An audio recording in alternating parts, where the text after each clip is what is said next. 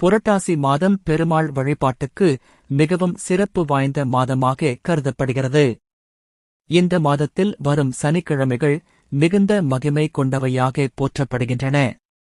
இவை புரட்டாசி சனிக்கிழமை என அழைக்கப்படுகின்றன. புரட்டாசி மாதத்தில் கன்னி ராசியில் சனி பகவான் அவதரித்தார் என்பது ஐதீகம். எனவே இந்த மாத சனிக்கிழமைகள் சனி பகவானின் பிறந்த நாட்களாக கருதப்படுகின்றன.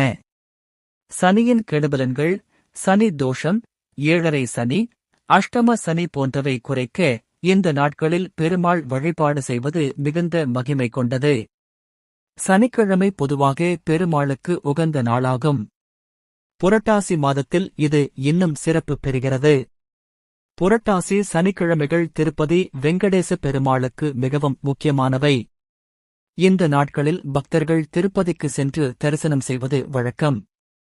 இது சனியின் பார்வையை பலவீனப்படுத்தி பக்தர்களுக்கு நன்மைகளை வழங்கும் என நம்பப்படுகிறது.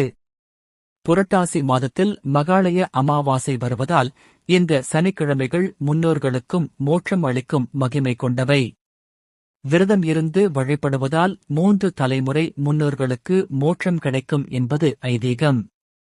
புரட்டாசி மாதம் முழுவதும் சனிக்கிழமைகளில் உபவாசம் இருப்பது சிறப்பு.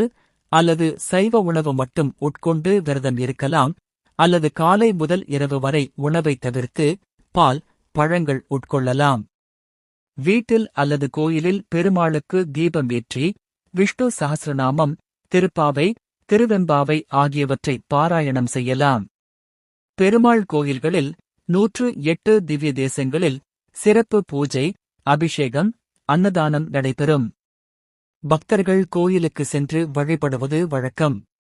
இந்த மாதம் முழுவதும் இந்த வழிபாடுகளை பின்பற்றுவதால் சனி தோஷங்கள் நீங்கும், கிரக தோஷங்கள் போக்கப்படும்.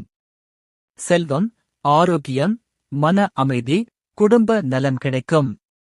பாவங்கள் தொலைந்து ஆன்மீக உயர்வு அடையலாம். முன்னோர்களுக்கு மோட்சம் கிடைக்கும். தெய்வீக ஆசீர்வாதங்கள் பெறலாம். புரட்டாசி சனிக்கிழமைகள் பக்தர்களுக்கு ஆன்மீக பயணத்தில் ஒரு முக்கியமான காலமாகும்.